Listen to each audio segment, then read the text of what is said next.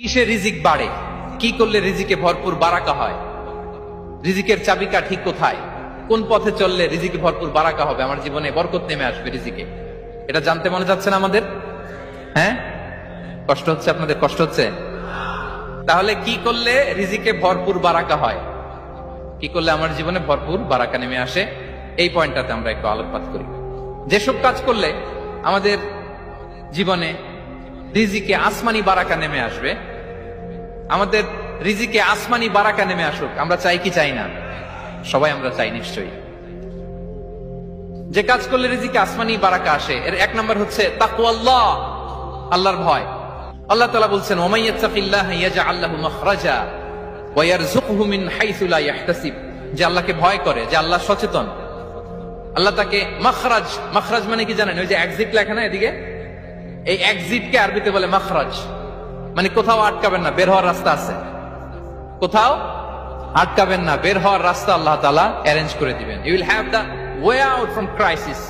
ক্রাইসিসে পড়লে, সংকট মোমেন্টে আল্লাহ তাআলা ওখান থেকে এক্সিটের ব্যবস্থা আপনাকে করে দিবেন। ওয়া ইয়ারযুকহু মিন হাইসু লা ইয়াহতাসিব, এমন জায়গা থেকে আল্লাহ তাআলা রিজিকের ব্যবস্থা করবেন যে সে কল্পনাও করে নাই।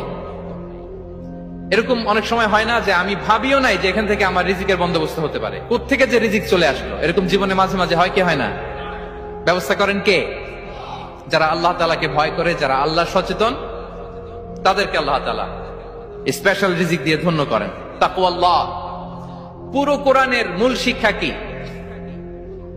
পুরো ইসলামের এসেন্স কি, জিস্ট কি, সারাংশ কি, যদি আমাকে জিজ্ঞেস করা হয় আমি বলবো তাকওয়াল্লাহ, আল্লাহর ভয়, আল্লাহর সচেতনতা।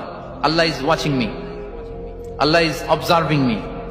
আল্লাহ তাআলা আমায় দেখছেন, আমি যাই করি না কেন, দরজা বন্ধ করে, জানালা বন্ধ করে, সব বন্ধ করেও যদি করি, পৃথিবীর সবার চোখ ফাঁকি দেয়া গেল, আল্লাহর চোখ ফাঁকি দেয়া যায়? পুলিশের চোখ ফাঁকি দেয়া যায়, সিকিউরিটির চোখ ফাঁকি দেওয়া যায়, আমার সাথে বন্ধুদের চোখ ফাঁকি দেওয়া যায়, ফাঁকি দেওয়া যায় না একটা মহান সত্তার চোখ। তিনি কে? এই যে সেন্সেশন, অনুভূতি, দিস ইজ তাকওয়া। এই অনুভূতিটার নামই হচ্ছে তাকওয়া, যে আমি যাই করি, যেভাবে করি, যখন করি, কেউ দেখে না, কিন্তু দেখে কে? কেউ যেটা দেখে না সেটা দেখে কে? দিস ইজ তাকওয়া। এই তাকওয়ার চর্চা যার মধ্যে আছে, তার রিজিকে বারাকা নেমে আসবে। আমরা যেন তাকওয়ার চর্চা করি, আমাদের ছেলে মেয়েদের জন্য এটা শেখাই যে কেউ দেখে না বাবা, কিন্তু আল্লাহ দেখে। ছোটবেলা থেকে যদি আমাদের সোনামণিদের ব্রেইনে এই তাকওয়াল্লাহ নামের এই সফটওয়্যারটা ইনস্টল করে দেই, আর কোনোদিন সে বিপদগামী হবে না, পথচ্যুত হবে না।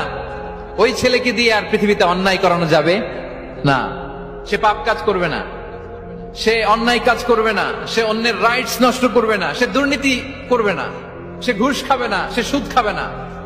শুধু দুর্নীতি দমন কমিশন দিয়ে দুর্নীতি বন্ধ করা যায় না, এই তাকওয়া আল্লাহর সফটওয়্যার ইনস্টল করে দিতে হবে। তাহলে এক নাম্বার হচ্ছে তাকওয়া। আল্লাহর ভয় যেন আমরা আমাদের হৃদয়ে রাখি। যাদের হৃদয়ে আছে আল্লাহর ভয়, তারা কভু পথ ভুলে যায় না। কি অসাধারণ কথা!